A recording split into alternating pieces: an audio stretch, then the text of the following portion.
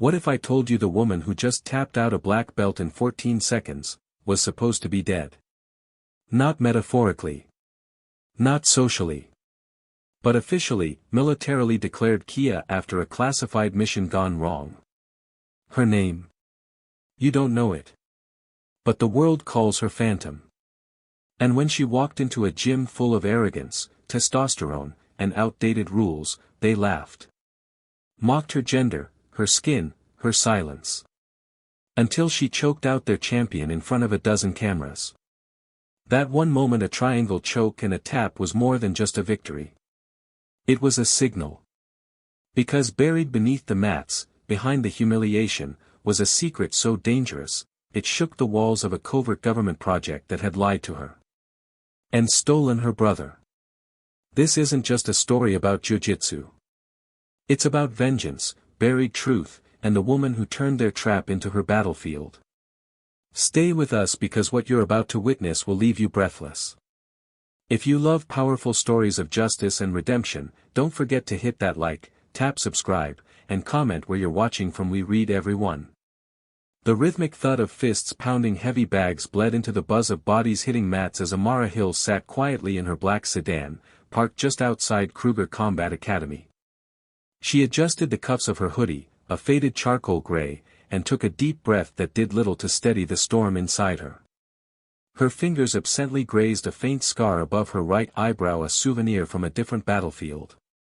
From the outside, Kruger's looked like any other MMA gym, red brick walls, a battered metal sign, and men mostly white, mostly loud streaming in and out in sweat-drenched gear. But Amara wasn't here for appearances. She had come to disappear into the noise, to study the rhythms of weakness disguised as strength. And if it came to it, to make a statement no one could ignore. She stepped out, sneakers crunching the gravel. As she walked toward the front entrance, the air inside hit her in waves, sweat, antiseptic, rubber mats, and testosterone. The front desk was manned by a lean blonde kid, name tag reading, Nate, hunched over his phone with earbuds in. "I'm here to sign up," Amara said. Her voice didn't rise above normal, but it carried a kind of firmness that made him look up. His eyes scanned her from head to toe, landing somewhere between amusement and disbelief. "You sure you're in the right place?" A smirk crept across his lips as he glanced behind her, clearly expecting someone to laugh along with him. No one did. Amara didn't flinch. "Pretty sure," she said. Without another word, Nate tossed a clipboard across the counter. "Fill it out. Waivers on the back. Coach will see if you're a good fit." As she scribbled her information, Amara felt eyes on her. The whispers didn't bother her. She'd heard worse in languages most of these guys couldn't pronounce. She handed the clipboard back. Nate barely looked at it. "First class is free. After that, pay or don't come back." She nodded and stepped into the mat area. The gym quieted instantly. Conversations faltered, drills halted, and about 20 pairs of eyes locked onto her like she was an anomaly. She was. On that mat, she was a black woman standing in a sea of white belts, blue belts, and purple belts. Men who didn't know her, didn't want to. "Lost, sweetheart," a gruff voice called from the back. Laughter followed. Amara didn't reply. She stood near the mat's edge, waiting like an old warrior who'd seen too many skirmishes to be baited by barking dogs. A stocky man with a barrel chest and a black belt sauntered over. His name was Coach Remy Kruger. She recognized him from the gym site, all swagger and grit, a man who had likely never been questioned in his own domain. "Well, look what we've got," he said, projecting his voice for the room. "Fresh meat." His eyes slid over her like a man appraising a tool he didn't expect to work properly. "You trained before?" he asked. "Some," Amara said, deliberately vague. Coach Kruger's lip twitched. "Some," he repeated, glancing at his students. A few snickered. "Well, let's see what 'some' means. We don't run Zumba here. This isn't kickboxing with a playlist." Turning to the class, he clapped. "All right, fellas. Time to see what our guest's made of. Warm-ups began, a chaotic shuffle of forward rolls, backward shrimping, and sprawl drills. Amara watched, then joined in, her movements crisp, efficient, too clean for a casual. But nobody noticed. Or maybe they didn't care. Partner up. Coach Kruger barked. Everyone found someone. Except her. Nate peeled himself off the wall. Show her the basics, Coach said. Lucky me, Nate muttered as he stepped onto the mat. The drill was simple, guard passing. Nate dropped between Amara's legs, dragging her limbs into position like she was a mannequin. Put your hands here, he said. Keep your legs like that. Not that it matters. I'll pass either way. He lunged forward, jamming his elbow into her thigh. Amara winced slightly, adjusting just enough to frustrate him without showing her hand. When it was her turn, she moved like silk over gravel, precise, calm, but unremarkable. Until she passed. Cleanly. With control. A few heads turned. Beginner's luck, Nate grunted. The class intensified. Bear crawls. Neon belly. Drills designed more to exhaust than instruct. Amara kept pace, her hoodie now soaked through. Still, she never gasped for breath.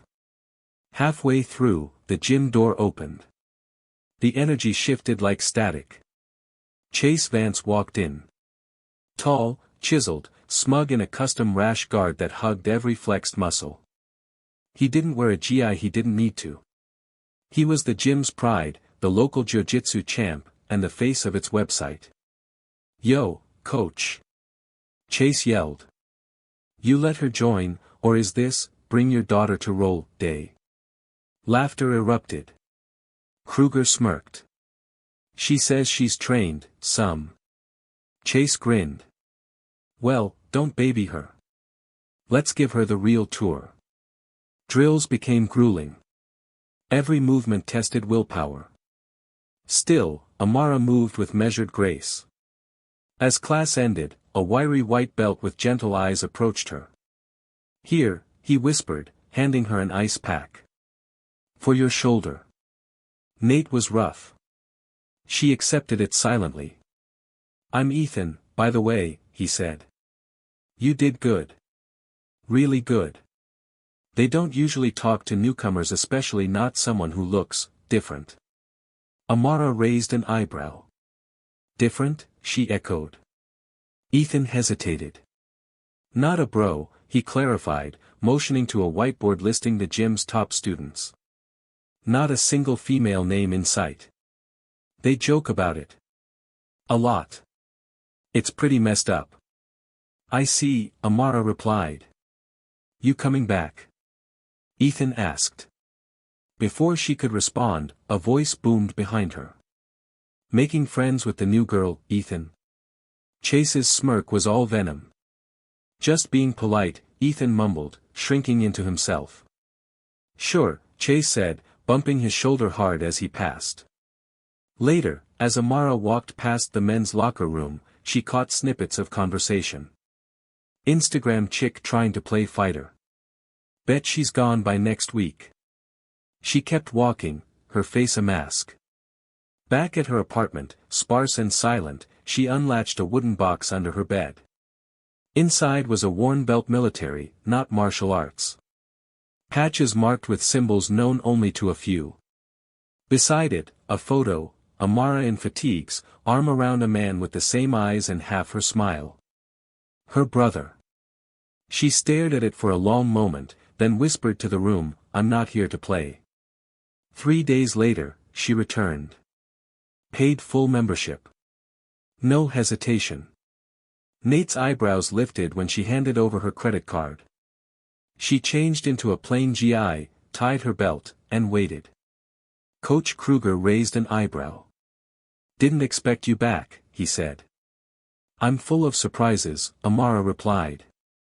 Class started with takedowns. Again, no one picked her. Marcus. Coach barked. Show her what a real takedown feels like. Marcus was a walking refrigerator. He smirked as he stepped forward. "Don't worry," he said, too loudly. "I'll be gentle." They slapped hands. He charged forward, tackling like it was the NFL. Amara hit the mat hard. No complaint. Next attempt she sprawled perfectly. Not flashy. Just correct. She followed with a clean single-leg takedown that surprised even him. Marcus recovered with brute force, tossing her to the mat. "That's not technique," she muttered. "It worked, didn't it?" he snapped. They moved to groundwork. Coach demonstrated an armbar.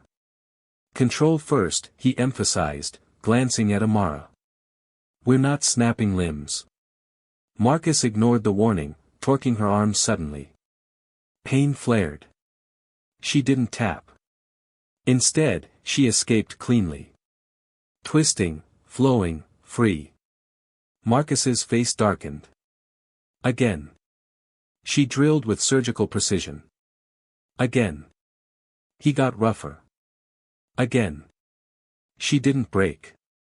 During a water break, Ethan whispered nervously, "They're planning something. Chase doesn't like losing face."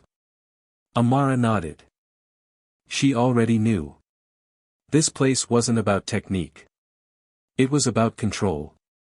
And they were about to lose it. Friday night arrived with the air of a spectacle. The gym, usually dim and chaotic, now felt like an arena. Spectators packed shoulder to shoulder around the cleared mat space, their energy buzzing with anticipation. Someone had dragged in an old spotlight, casting a harsh glow over the center of the room like a stage built for humiliation. The Flyers coach Kruger had pinned earlier that week were everywhere now crudely drawn caricatures of Amara lying face down with bold red letters above, "Challenge Night, Chase Vance vs.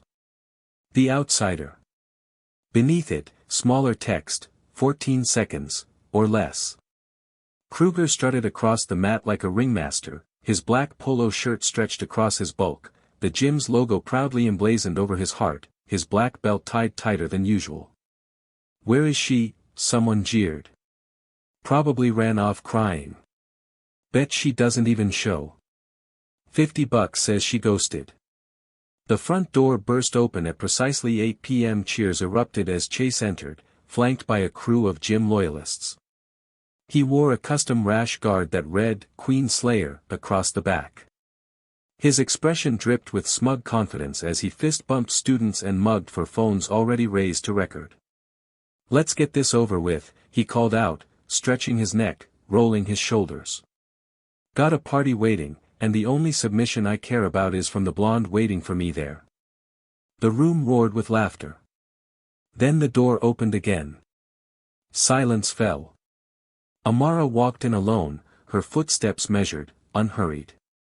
She wore a plain black rash guard and slate gray shorts. No logos, no drama, just calm.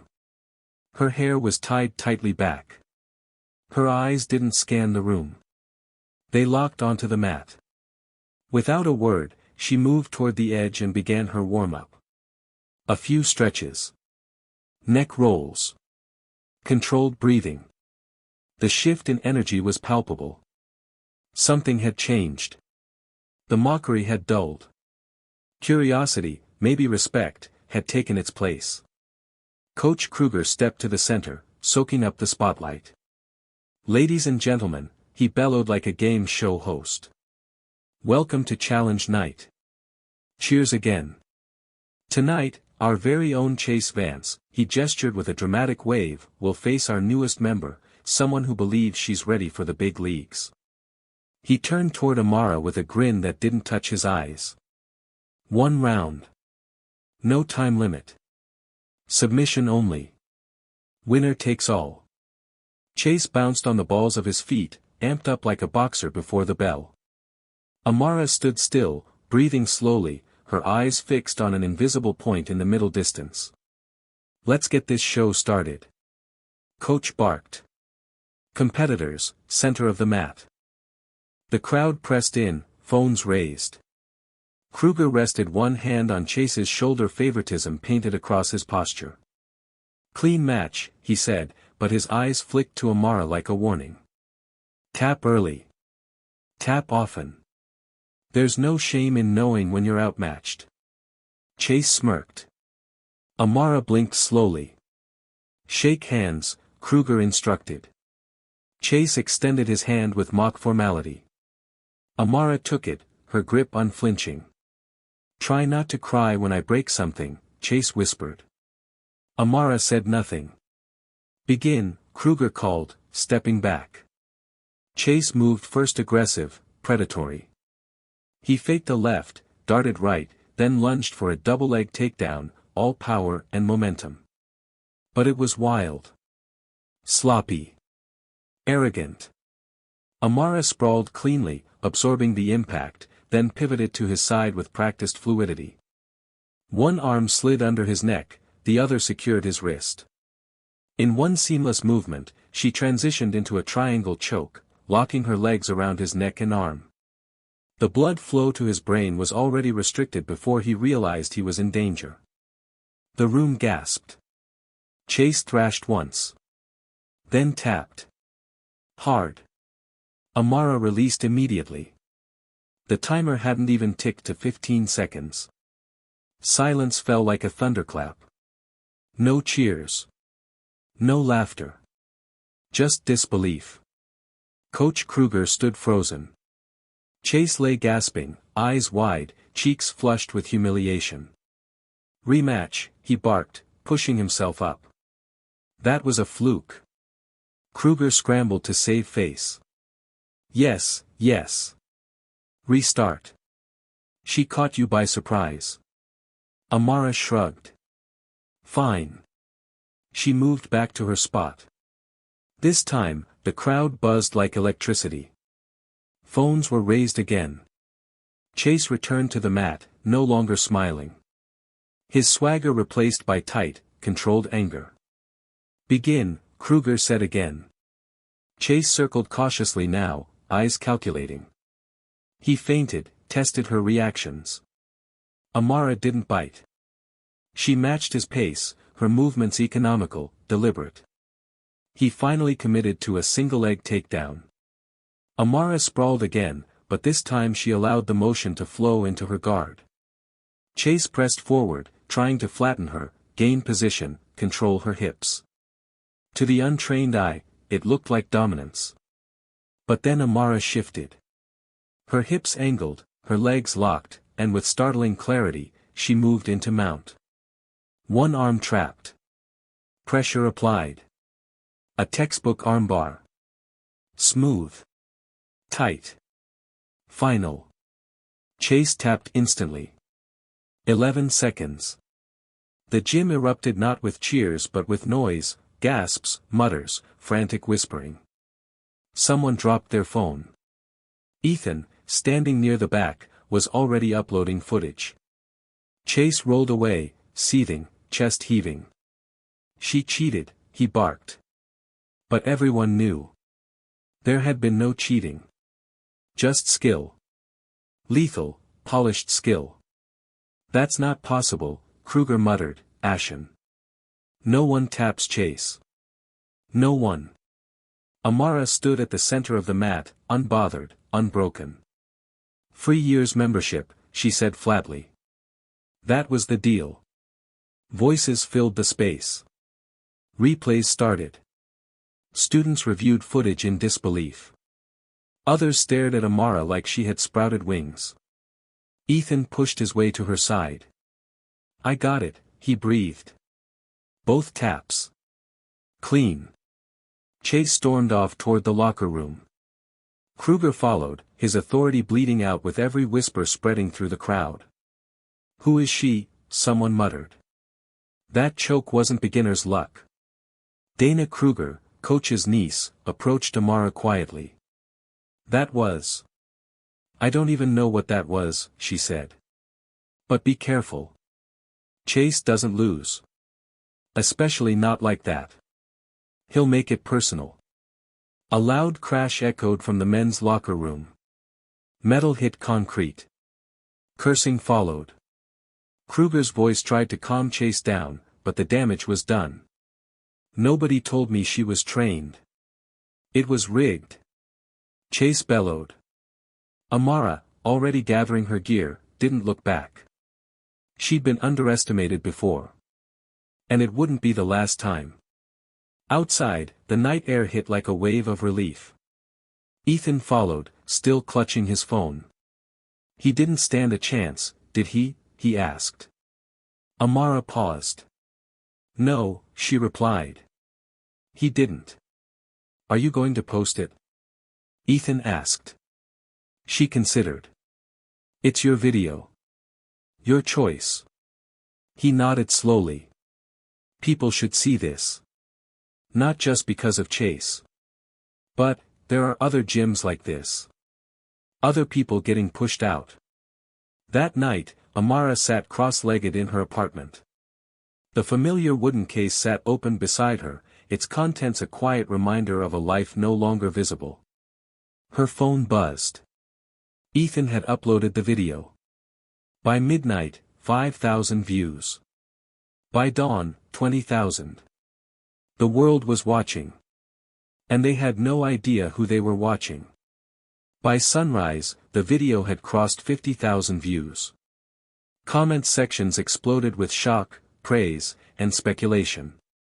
Some viewers focused on the precision of Amara's technique, slowing the footage down frame by frame to dissect her grip placement, her transitions, her timing. Others asked the question that started popping up across martial arts forums and subreddits: who is she, really? At first, it was just murmurs. But by noon, a single username, DustReconvet81, posted a comment that would ignite an avalanche. That's Phantom. I rolled with her in Okinawa in 2014. She doesn't miss. She disappears.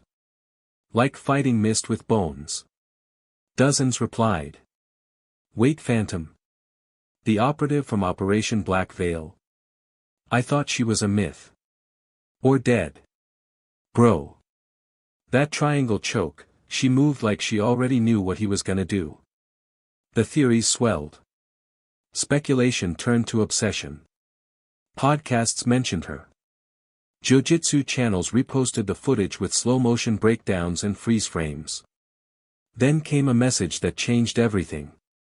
Amara had just finished a solo drill session at the gym. The regulars had started treating her with quiet awe. Even those who still held doubt gave her space. She was rewrapping her hands when her phone buzzed. No caller ID. One message. No text. Just an image attachment. She hesitated for a breath, then opened it. Her fingers froze. The photo was grainy, clearly taken from a distance. But she knew the face. The man in civilian clothes, walking through a bustling market in what looked like the Middle East. It was her brother. Alive. Beard longer, leaner than she remembered, eyes shadowed with age. But it was him. And the timestamp in the corner? July 19, 2018. 6 months after the military declared him Kia. She stared at the image, heart pounding. Her brother. The one whose funeral she had attended. The one whose supposed death had led to her discharge. The one she blamed herself for leaving behind. If this photo was real, then everything that followed her exit, her silence, her exile had been a lie. That night, Amara sat in darkness, only the light from her laptop illuminating her face. The photo, now her wallpaper, burned like a brand in her chest. She pulled up a folder of old contacts. Deleted, expired, untraceable aliases. Most of them were ghosts. But one JG still pinged green. James Griggs. Her former handler. She typed 2 words. It's time. The reply came 5 minutes later. Third knock. The next morning, Amara drove 40 miles out of the city to a suburban ranch house tucked between empty lots and unfinished developments. She parked, surveyed the area for surveillance. None. 3 knocks. A pause. The door opened. Griggs looked older, gray at the temples, deeper lines at the corners of his eyes, but his posture was still military straight. He stepped aside without speaking, and she entered. His living room was sparse, no photos, no clutter, just a recliner, a coffee table covered in books, and a framed quote on the wall: "Nothing is more dangerous than an underestimated opponent." "You stirred up quite the hornet's nest," he said, pouring 2 cups of coffee without asking how she took hers. 14 seconds. "You never did like staying low." "I didn't come about the video," she said, sitting. "I know," he replied. She slid her phone across the table. Griggs examined the photo without surprise. He even nodded, like he'd seen it already. "Is it real?" "Yes." The word hit Amara like a punch. "How long have you known?" "I suspected from the beginning," Griggs said, setting down his cup. The retrieval operation was shut down too fast. Paperwork too clean. When his name showed up in the Phoenix server and unauthorized resurrection database, I knew they were still using him. Unauthorized resurrection? Intel jargon, Griggs said. Means an operative declared dead, who's been reactivated under black contracts. No oversight. No accountability. Amara's voice was steel. "Why fake his death? Why lie to me?" "Because you were more valuable," Griggs said plainly. "More adaptable. But harder to control. He was your weak point. So they separated you. Made you think he was gone. Kept you in line by guilt. Made sure you wouldn't ask too many questions." Her jaw tightened. "Who's they?" "That," he said, leaning forward, "is the real question." Griggs stood, walked to a cabinet, and pulled out a worn black folder. Inside were surveillance reports, satellite images, and a name that made Amara's stomach knot. Colonel Grant Mercer. She hadn't heard that name in years. But she remembered the voice. The cold directives. The missions that had stopped being about defense and started being about silence. Mercer had run Operation Black Veil, the same program that turned her and her brother into tools. When it all shifted into assassination, she backed out. He faked her brother's death and buried her under paperwork. And now he wanted her attention. Griggs tapped the folder. They never stopped. Just privatized. Mercer's running something big. You were a ghost. But that video? It put a spotlight on you. And now the bait's been dropped. Amara leaned back. They want me to find him. Or want you dead before you do. Later that evening, Amara returned to the gym after hours. The place was dark, still. She swiped her keycard and stepped onto the mat where Chase Vance had crumbled. The mat where her life shifted. She knelt, placing her hand flat against the surface. This wasn't about Jiu-Jitsu anymore. This was about lies, about leverage. About truth. You wanted me back, she whispered. Here I am. The next day, Kruger Combat Academy was different. The mood had soured. Coach Remy Kruger hadn't been seen in days. Chase had gone silent. Posters mocking Amara had vanished. Replaced by muttered respect. She trained in the early mornings, avoiding crowds, perfecting drills, sharpening instincts dulled by civilian life. But the past wouldn't wait. While stretching after class, Dana Kruger approached quietly. My uncle's losing it, she said under her breath. Called a closed-door meeting with his senior students. No phones. No notes. Just yelling. Something about regaining control. Amara didn't respond. There's more, Dana continued. Logan, she stopped herself, corrected Chase, he's been suspended. Officially. Mental health break. But really? He threatened Ethan after the video went viral. Said he'd make him regret ever filming. Amara's head turned. Is he okay? For now, Dana said. But Chase, he's unraveling. The whispers outside the gym only grew louder. Blog posts, forum threads, podcast speculations. One former SEAL even released a video titled, "Phantom is Real," describing an unnamed operative who once trained SEAL Team 5 in unarmed combat. The timing. The technique. The silence. It all pointed to one person. Amara Hill. A symbol was being built around her. Not because she asked for it. But because the world was desperate for one. And somewhere out there, Colonel Grant Mercer was watching. The game had just begun. The email arrived just after midnight. No subject line. No sender.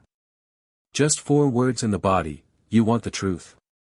Attached was a single file, a set of GPS coordinates, somewhere in Arizona, miles off any main road. The location was labeled as a decommissioned military storage site. But Amara knew better. The formatting, the phrasing, this wasn't a threat. It was bait. She stared at the screen for a long time. Then she began packing. By dawn, her duffel was loaded and sitting by the door. She ran through gear checks like second nature: burner phones, cash, maps, spare plates for her car, 2 outfits that passed for civilian hiker wear, and something small, metal, and lethal in a concealed sleeve pocket. As she zipped the bag, a knock came at the door. Rachel Kruger stood outside, looking nervous but resolute. Her uncle's gym sweatshirt hung off one shoulder. She didn't wait to be invited in. "Cody called me," she said. "He said you're leaving. That you're going after Mercer." Amara narrowed her eyes. That wasn't his secret to share. "I told him to tell me," Rachel said simply. "I'm coming with you." "No, you're not," Amara said, grabbing her keys. Rachel stepped in her way. "You don't get to make that decision alone. My uncle is involved. Whatever he's mixed up in, I need to know how deep it goes." "You've done enough," Amara said. "You helped. That's more than most. You think this is about helping you?" Rachel snapped. "I want answers. And you're the only one who seems capable of surviving the truth." Before Amara could respond, Cody appeared at the end of the hall, a backpack slung over his shoulder, breathless. "I figured you'd try to leave without me," he said, stepping inside. "So I packed. I'm in." Amara stared at the two of them, an impulsive white belt and a coach's niece. Not soldiers. Not operatives. But something harder to find, people who chose to stand beside her without ever being asked. "This isn't a road trip," she said finally. "Where I'm going, you follow my instructions exactly. No questions. No hesitation. If I say run, you run. If I say hide, you don't peek." They both nodded. No hesitation. "Then we leave in 10. They took Rachel's SUV. Dark gray, tinted windows, all-wheel drive. They drove through the night, taking turns behind the wheel while Amara briefed them on what little she knew. She told them about Project Black Veil, about Mercer, about the surveillance photo of her brother. She didn't mention the worst details. Not yet. By dawn, they reached the outskirts of the desert. A dry wind blew across the plains. The GPS pinged once more before going silent. They crested a ridge and saw it. A compound sprawled below in the valley. Faded buildings. Rusted fencing. No guards. No movement. No life. To the untrained eye, it looked abandoned. But Amara saw it immediately. "Active perimeter security," she said, pointing to tiny glints on fence posts. "Cameras disguised as junk equipment. Motion sensors under the gravel." "How can you tell?" Cody asked, squinting. "The dust patterns," Amara replied. "Someone's walked those paths. Recently." She directed Rachel to park behind a rock outcropping. From there, they observed the compound through binoculars Amara had packed. For 20 minutes, nothing happened. No movement. No signals. Then a section of fencing rolled open. No guards. No announcement. Just an open gate. "They're inviting us in," Rachel said. "Obviously a trap," Cody muttered. "Obviously," Amara agreed. "But a trap tells you who's watching. And right now?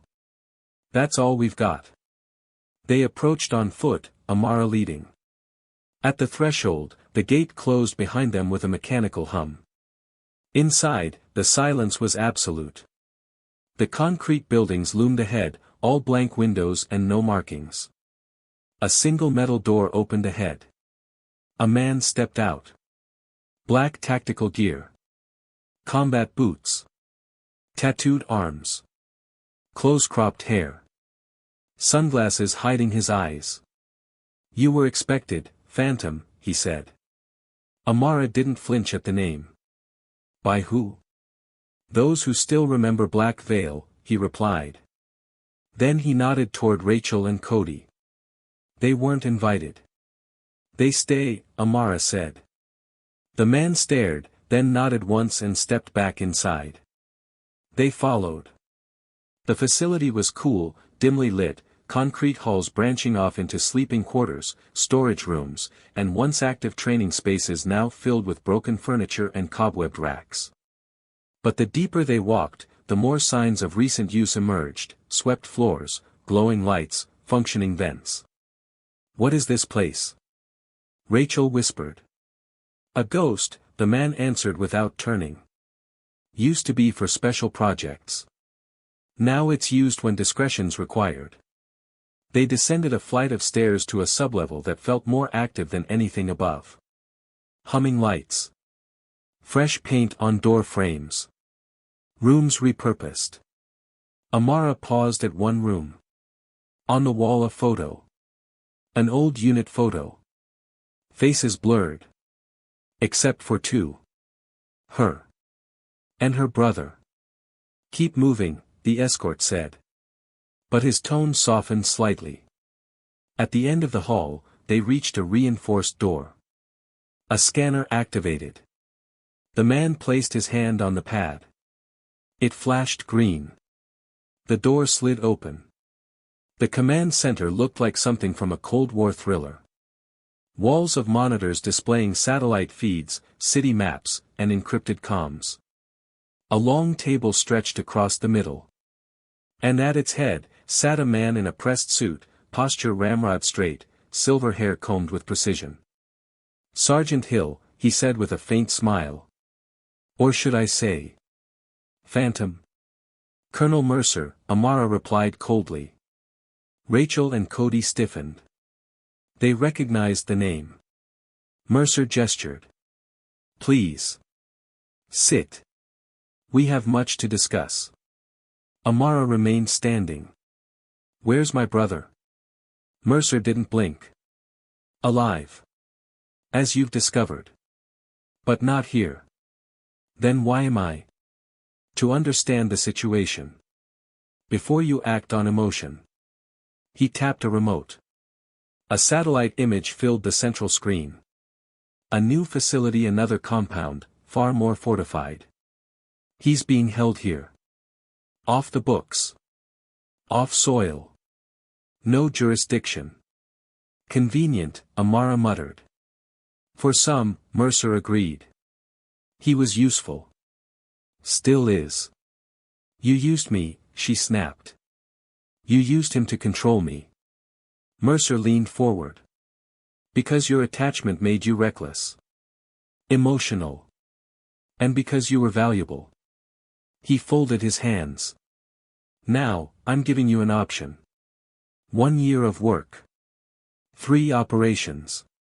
Complete them, and he walks free. No strings. You both disappear." Cody stepped forward. "You can't trust him." "I decline," Amara said before Mercer could respond. "You faked his death. You stole my life. I'm not playing your game." Mercer's smile vanished. "Think carefully, Sergeant. This is a one-time offer. I've already decided. Mercer's eyes drifted to Rachel and Cody. They've seen too much. Casualties happen. Amara's voice dropped. That's your mistake, Colonel. Thinking I still follow orders. Then everything moved at once. Two guards lunged for Rachel and Cody. Mercer reached beneath the table.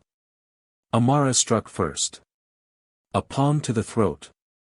A sweep. A crash. She slammed Mercer's wrist into the table, wrenching a device, a keycard and a drive from his inner coat pocket.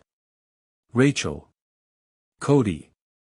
Service tunnel left side of the corridor, she barked, flipping Mercer over the table. Alarms blared. More guards flooded in. Amara moved with terrifying precision. She used the table to create space. One guard down with a joint lock. Another with a chair to the ribs. A third got too close. Amara turned his momentum into a full takedown and pinned him with a dislocated shoulder.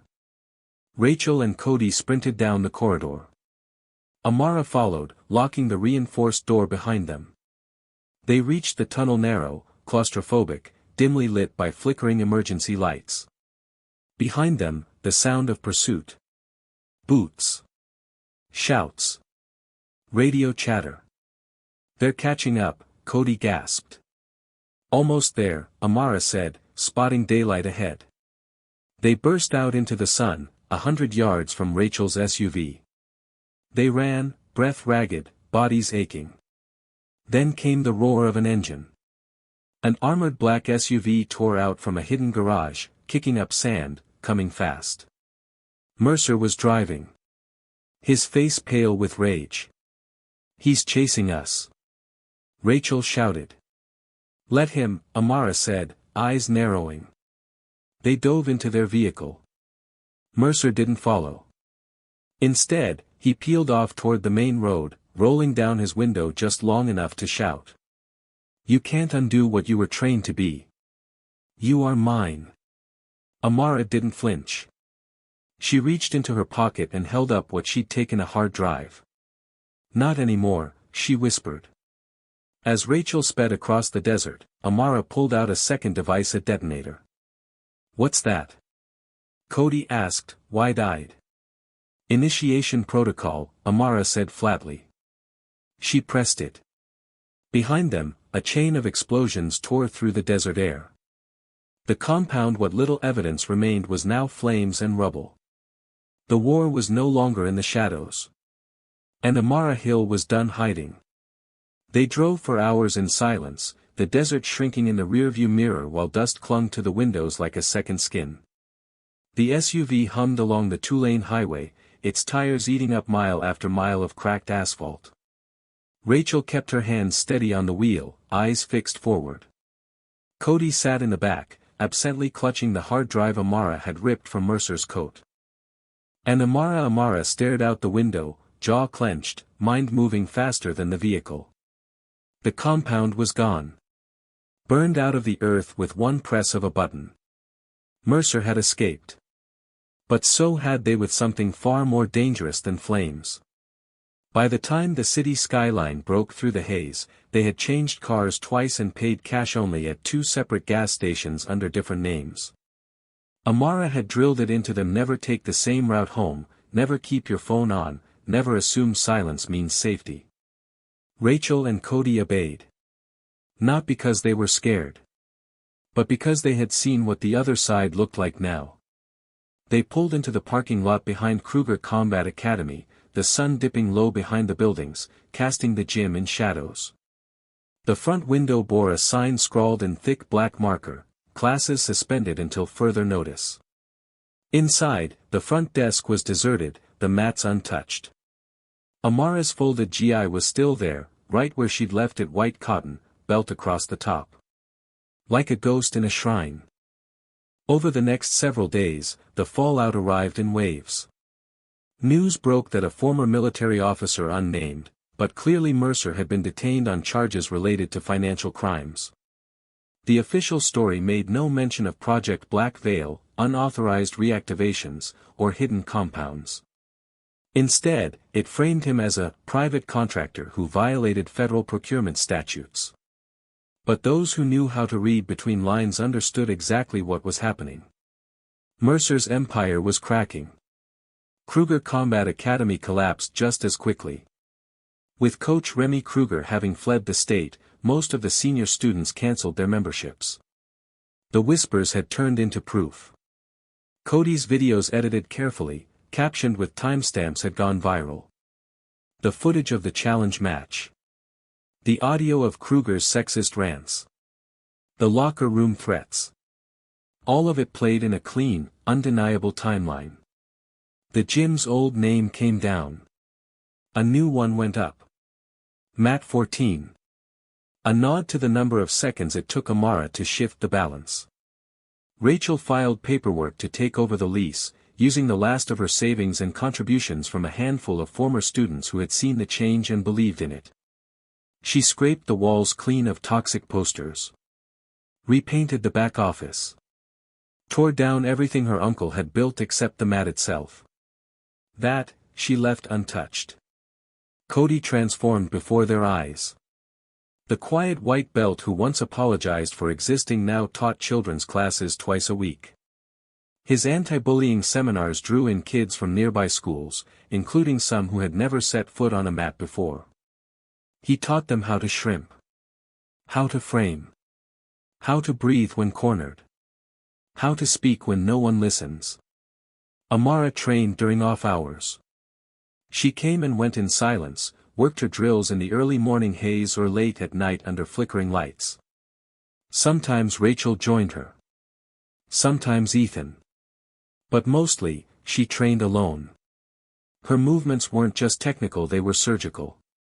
Every grip, every angle, every breath honed with purpose. The hard drive she'd taken from Mercer proved invaluable. It contained fragments of operational rosters, fund transfers, and encrypted locations tied to Project Black Veil. Most files were corrupted or redacted. But Amara recognized names. Ghosts. Some dead. Some she wasn't so sure about anymore. She contacted Griggs again. Through a dead drop, he confirmed what she feared. Mercer had been running an unsanctioned program for at least 4 years, funneling reactivated operatives into private operations under false flags. It was larger than Black Veil. Larger than her brother. Amara started leaking information selectively, strategically. Whispers of an exposé began surfacing on independent media platforms. Investigative reporters who specialized in military corruption picked up the scent. Not all of them survived the curiosity. But enough stayed in the game to keep the fire burning. Then came the message. A photograph, delivered in an unmarked envelope. Her brother, alive, holding a newspaper from that morning. No words. But Amara saw what others wouldn't. His fingers positioned just so. The angle of the page. The bend in his wrist. A coded message. Coordinates embedded in posture. A signal from someone trained to communicate without speaking. He wasn't just alive. He had access. And he was telling her that the time had come. She sat in silence for a long time after that. Not grief. Not fear. Readiness. A week later, at the National Jiu-Jitsu Expo in Houston, Amara appeared unannounced. She wore a blank rash guard, no sponsors. No introduction. She stepped onto the demonstration mat with nothing but the sound of whispers surrounding her. Is that her? That's Phantom, right? I heard she was Special Forces. Then, chaos at the entrance. Chase Vance, back from the abyss, shoved his way through the crowd. He'd shaved. Lost weight. Looked leaner, meaner but also quieter. He didn't look smug. He looked haunted. I want a rematch, he said loudly. People gasped. Cameras rose. Amara tilted her head. You sure? I've been training since that night, Chase said. I need to know. 5 minutes, she replied. Point system. Technique over ego. He nodded. The match wasn't fast. It wasn't brutal. It was respectful. Chase moved with control. Amara countered with rhythm. He earned a few points. She earned more. When it ended, she won not by submission, but by advantage. He extended his hand. Genuinely. Good match, he said, breathing hard. You've improved. I still don't like you, he added. You don't have to, she replied. Just respect the art. Later that day, the organizers invited her to speak. She stood at center mat, alone. I didn't come here to prove a point, she said into the mic, I came to train. But sometimes the mat reveals truths that no system can suppress. She paused. There are instructors who protect bullies. Systems that reward silence. People who confuse dominance with skill. And too many who look away. Her voice steadied. I'm done fighting in silence. And I'm done disappearing. This art deserves better. We all do. The room rose to its feet. It wasn't just applause. It was an uprising. By the end of the week, Mat 14 had become a symbol. Membership doubled. Applications flooded in from women, from veterans, from outsiders who had long watched from the edge. Amara didn't advertise. She didn't post. But her presence drew them. She didn't want followers. But people followed anyway. Because something had shifted. And the next move was hers. It was early morning when the envelope arrived. No postmark. No stamp. Just a folded slip of paper slipped under the glass door of Mat 14. The desk attendant found it, handed it to Amara without a word. She unfolded the note with steady hands, though her heart was already beating faster. Inside, a single photograph. Her brother alive and alert, standing near a dusty market square, holding a local newspaper dated that morning. He looked older, yes. Hardened. But his posture spoke volumes. Left arm relaxed. Right hand gripping the page at a subtle angle. His index and middle finger spread ever so slightly 3 clicks of code, learned in Black Veil years ago. This wasn't just proof of life. This was a signal. The way the corner of the newspaper tilted downward. The crease in his shirt. The direction his eyes faced, all of it formed coordinates. Not GPS. Not digital. Field codes. Meant for someone like her. Someone trained to read a battlefield in shadows. Amara deciphered the message within minutes. He was being moved. Not held. That meant they were losing control of him or trying to reposition before she struck again. And he was telling her where the window was. And when. That night, she stood alone in the meditation room of Mat 14. Sunlight filtered through the high windows, casting pale lines across the floor. She wore her GI. No belt. Just the white uniform symbolic of beginning, essence, clarity. She breathed in silence. Controlled. Focused. Behind her, the door slid open. Rachel, Cody, and 5 students from the advanced class stepped in, no words, no fanfare. They lined up along the mat's edge. Silent support. A formation born not from rank, but trust. Amara rose and met their eyes. I'm not a belt, she said quietly, repeating the mantra she'd whispered in solitude for years. I'm not a rank. I'm what they tried to bury. She stepped forward. From this moment on, she would no longer react. She would lead. The following week, preparations unfolded quietly but with precision. Rachel formalized the paperwork to transfer full ownership of the gym. She began holding community outreach programs, creating a network of local partnerships for at-risk youth. Cody streamlined their video content, not for virality but for transparency. His uploads told a quiet story of recovery, strength, resistance. Meanwhile, Amara moved through the city like a whisper. She contacted old colleagues. Not many. Just the ones who had once shared cold outposts, war-zone drop points, and missions that didn't exist in paperwork. Men and women who vanished from radar but hadn't forgotten what Phantom could do. Some sent encrypted replies. Others left burner numbers in dead drops. One simply wrote, "About damn time." On the surface, the city remained quiet. Mercer had disappeared again, likely rerouted under another alias, another shell corporation. But the leaks Amara had started, they spread.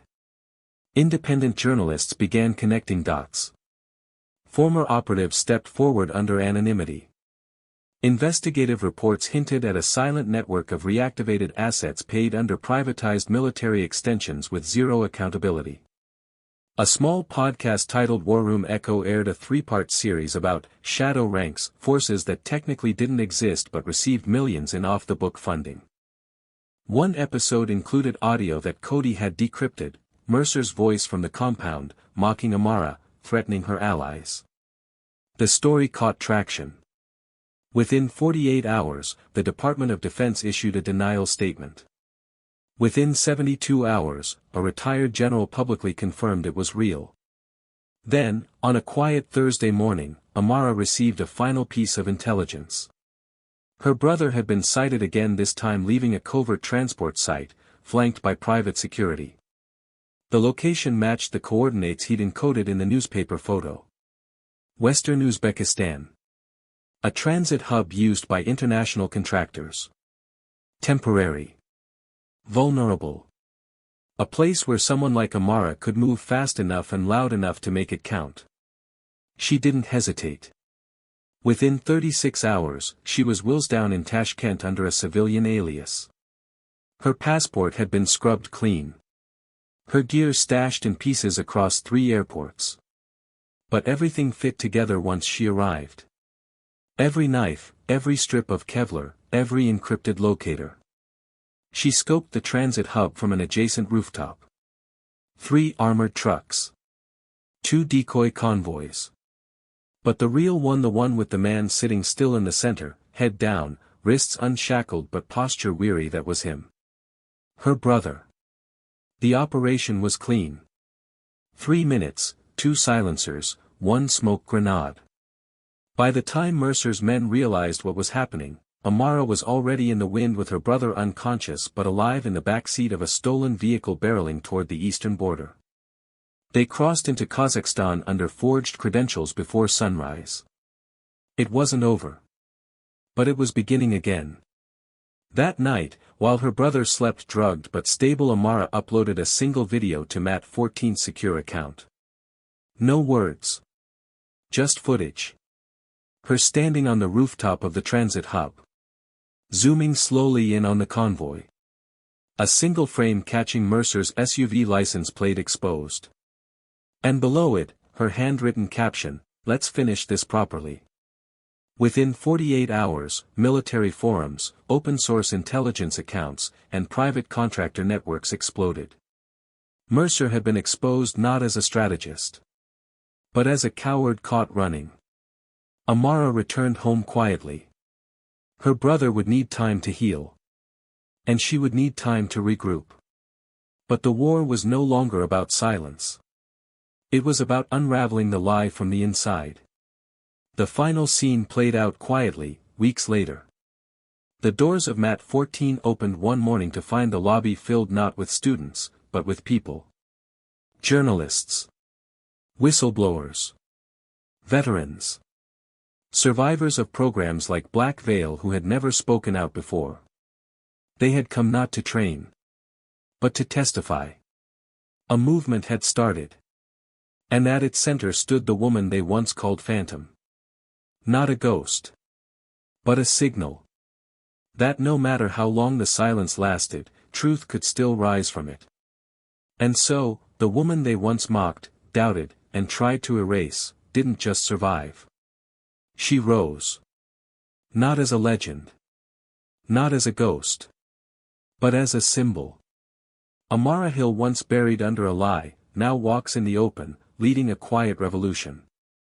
The gym that tried to silence her now bears the name of her triumph, Mat 14. And while she may have rescued her brother from the shadows, one truth remains painfully clear. The people behind Project Black Veil aren't gone. They're just watching. Because for them, this wasn't the end. It was only the beginning. Thank you for following Amara's journey. If her story moved you, if it made you sit back and think, what else have they hidden, then stay with us. Because part 2 is coming. And what's waiting in the dark, is bigger than any of us imagined. Hit that subscribe button, turn on notifications, and drop a comment to let us know what moment hit you hardest. This is more than a story. It's a reckoning. We'll see you in the next chapter.